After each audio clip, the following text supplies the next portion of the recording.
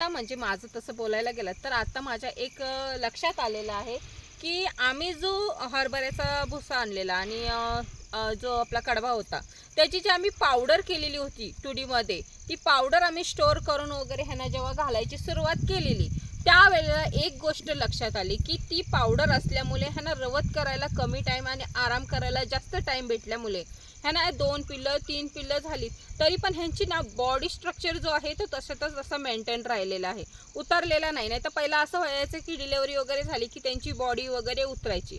पण एक जी आपण पावडर केलेलं होतं चाऱ्याचं, त्या चाऱ्याचा एक फायदा असा लक्षात आलेला आहे. त्यामुळे हा जो आपण पावडर केलेला चारा ह्यांना घातला तर सगळ्यात उत्तम आहे आणि सुका चारा म्हणून ह्यांचा देणं वगैरे खूप चांगला आहे, कारण की ह्यांचा तब्येत वगैरेसाठी खूप चांगली आहे. तसं बघायला गेलं की आता जी माझी मेंढरं वगैरे आहेत आता सर्व सारखे दिसतात, अजिबात म्हणजे कोणाची तब्येत वगैरे उतरलेली वगैरे आहे असंही दिसत नाही. त्यामुळे आपण जेव्हा सुका चारा करतो त्यावेळेला असा जर सुका चारा ठेवला की पावडर टाईपमध्ये आपण स्टोअर वगैरे करून ठेवून मग ह्यांना दिला तर सगळ्यात चांगला आहे, कारण की त्यांना रवत करायला जो टाईम जास्त लागतो तिथं कमी लागतो आणि आराम केल्यामुळे त्यांची जी बॉडी वगैरे आहे ती चांगली राहते. आणि त्याच्यामुळे काय होतं, जी डिलेवरी झालेली होती ती आता लगेच क्रॉस पण झालेली आहेत. म्हणजे फास्ट काम हा चांगल्या प्रकारे होतोय, कारण की आपण तसं त्यांची काळजी घेतोय त्यामुळे ते सर्व व्यवस्थितपणे होत आहे.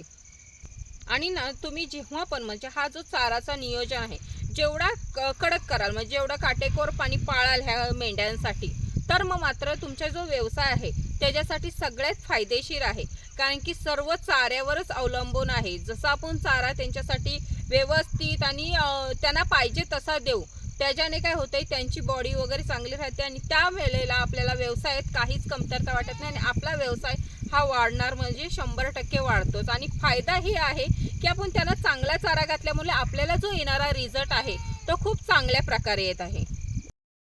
आमच्याकडे मे महिन्यात पाऊस चालू झालेला होता, तो आत्ताचा म्हणजे ऑक्टोबरच्या एंडला गेलाय, पण गेलाय असा पूर्ण पण नाही, तरी अजून आहे येऊन जाऊन. पण पहिल्यासारखा जो कंटिन्यू लागत होता तसा नाही आहे. काल रात्री पाऊस पडला नाही म्हणून आज बऱ्यापैकी आहे. आणि तसं बघायला गेलं तर आमचा आता जो गवताचा नियोजन होता तो नाही बोलला तरी आमच्याकडे लास्ट पाऊस संपतो तो दसऱ्यामध्ये. आणि आता दसऱ्यामध्ये पाऊस न संपता आता ऑक्टोबरचा एंड आला तरी आहेच कुठे नाही कुठे येऊन जाऊन, पण तरी बऱ्यापैकी आहे बोलायला. आणि आम्हाला ज्या वेळेला म्हणजे दसरा झाला की आमच्याकडे पेरणी वगैरे सर्व चालू करतात. आता तुमच्याकडे काढायला आला असेल काय, तर पावसात तर आमच्याकडे सहसा एवढं काही करत नाहीत, भाताशिवाय बाकी कुठलंच पीक घेता येत नाही का कुठलं आपल्याला गवताचं नियोजन करता येत नाही. मग आता नांगरणी वजवणी अजून सर्व बाकीच आहे, नाही बोललं तरी अजून पेरायला वगैरे 15 दिवस जातील. आणि तसं बघायला गेलं तर 1 ते 1.5 महिना आम्हाला सर्व करायला लेट झालेला आहे. जे लवकरचा विचार केलेला की दसरा झाल्यावर पेरणी वगैरे आपण सर्व विचार केलेले होते, पण पाऊसच नाही गेला त्यामुळे करता नाही आलं. आणि त्यामुळे आपला गवताचा नियोजन हा थोडासा असा डगमगला होता. पण कसं आहे, सुका चारा जो आपला होता तो स्टोअर जास्त होता त्यामुळे एवढा काही प्रॉब्लेम आला नाही आहे. आणि तसं म्हणायला गेलं नाही बोललात तर 1-1.5 महिन्यामध्ये तरी 1-1.5 टन आपला चारा ह्या मेंढरांना पाहिजेच. आणि मग आपल्याला जो पैसा आहे, लोक काही बोलतात ना की पैसा साठवून कुठे ठेवणार आहे, पण हाच जो पैसा आहे तो आपल्याला अशा एंड टाईमावर गरज आपली भागवतो. कारण की कसं आहे की ही अशी वेळ आली समजा आपल्या व्यवसायात वगैरे की चारा नियोजन कधीतरी डगमगला तर मग आपल्याला विकतचा चारा वगैरे आणायला लागतंय. मग त्यावेळेला स्वतःकडे समजा बॅलन्स असलं तर मग पटकन आपल्याला आणता पण येतो, नाहीतर ह्यांचं काहीतरी दुसरं वेगळं नियोजन करता येतं. मग अशामुळे की पैसा असला तरी तो आपल्या गरजेला येतो, कारण की पैसा असेल तरच आपल्याला माणसं विचारणार आहेत, नाहीतर पैसा नसला तर आपल्यापासून तर तसं पण लांब राहणार आहेत. आणि आपलं जो नियोजन आहे करायचं आपल्या मेंढरांसाठी तो मग मात्र कुठेतरी खोळंबतो. बघायला गेलात तर आमच्यासारखा जर भाग असेल तर मात्र नियोजन हा पक्का पाहिजे. कारण की आता आम्हाला एक अनुभव तर आलेला आहे की आपल्याला मे महिन्यापासून ऑक्टोबरपर्यंत नाही डिसेंबरपर्यंत आपल्याला जो मुरघास वगैरे आहे, सुका चारा आहे, हा पूर्ण स्टोअर करून ठेवणं गरजेचं आहे. उन्हाळ्यात तर काहीच प्रॉब्लेम येत नाही, कारण की उन्हाळ्यात कसं होतंय की आपल्याला कुठलाही चारा लावता येतो आणि त्याचा आपल्याला वापर सुद्धा व्यवस्थित करून स्टोअर करून ठेवला तर चांगला उपयोग आहे. पण हा जो वेल आहे आपल्याकडं, हा वेल वाया नाही घालवता त्याची म्हणजे जी संधी आलेली आहे आपल्याला, ती संधीचं सोनं केलं पाहिजे. आणि ह्याच पिरियडमध्ये म्हणजे ह्या सीझनमध्येच आपल्याला आपल्या मेंढरांसाठी जे काही करायचं आहे ते करता आलं पाहिजे. आणि नाहीतर कसं होतं, आता आमचा भाग सोडून जर आमच्या इकडचा खालचा जो भाग आहे तिकडे आता सोयाबीन वगैरे करतात, कारण की आमच्या इकडे तर करत नाहीत. पण त्या साईडला जे सोयाबीन वगैरे करतात ते सोयाबीनचा भुसकाट वगैरे असा हा फ्रीमध्ये, म्हणजे ती लोक काय नेत वगैरे नाहीत, कारण की त्याच्यात काट्या वगैरे असतात. त्यामुळे त्यांचा एवढं म्हणजे तामझाम करणं कोणाला नाही परवडत. पण जर समजा त्या सोयाबीनचा भुसकाट आहे जो आपल्याला फ्रीमध्ये भेटतोय आणि त्या फ्रीचा 100% वापर करायचा आहे, त्या तुडीची जी कुटी आहे त्या तुडीच्या कुट्टीमध्ये जर टाकून भुस्सा पूर्ण केला आणि पूर्ण भुसकाट केल्याच्या नंतर जर स्टोअर करून आपण आपल्या मेंढरांसाठी, शेळ्यांसाठी, गायींसाठी वगैरे वापरला तर सगळ्यात चांगला सुका चारा म्हणून काम करतो.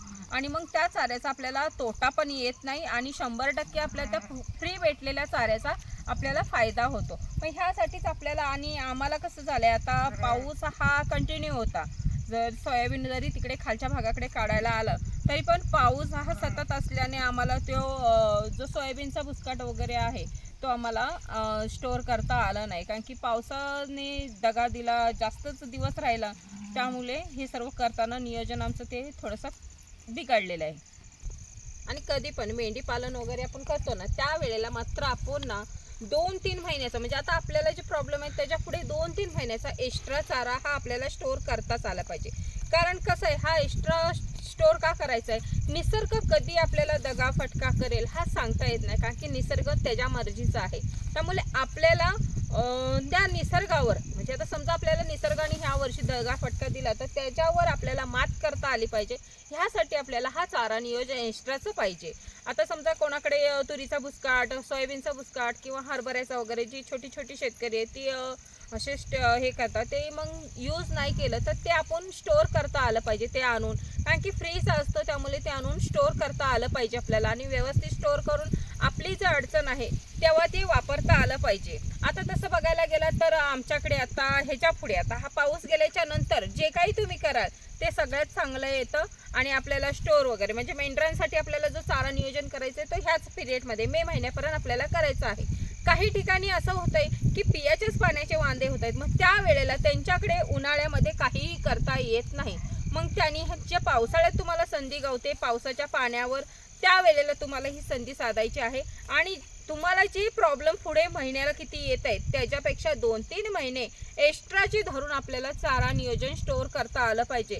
कारण की चारा नियोजन जर स्ट्रॉंग असेल तर मग मात्र आपल्या ह्या मेंढरांना कुणीही कितीही काही करू द्या, आपला म्हणजे व्यवसाय जो आहे स्टॉप होणार नाही, त्यांची हेल्थ वगैरे खूप चांगली राहणार आहे. कारण की त्यांना चारा जो आहे सुका चारा, वला चारा हा दोन्ही समान मिळतोय आणि व्यवस्थित भेटत आहे. जर समजा तुम्ही चारा नियोजनच जास्त नसेल, आपला स्टोअर वगैरे नसेल किंवा आपल्याला काही 2-3 महिन्यासाठी प्रॉब्लेम आला आणि चाराच आपला संपला तर मग मात्र ही ज्या मेंढरं आहेत किंवा शेळीपालन कुठलाही व्यवसाय असू दे तिथं मात्र गाडी आपली फसते. आणि त्यावेळेला मात्र आपण मग कितीही आटापिटा करावा आणि विकत आणून किती माणूस आणणार आहे. मग समजा 1 महिन्याचा वगैरे ठीक आहे ॲडजस्ट करता येईल, पण जर समजा तुमचा स्वतःचा जर स्टोअर असेल तर सगळ्यात बेस्ट आणि चांगला असणार आहे. कारण की आपले पैसे पण जाणार नाहीत वाया आणि आपला जो नियोजन आहे तो व्यवस्थित राहणार आहे आणि आपली मेंढरंही चांगली राहणार आहे.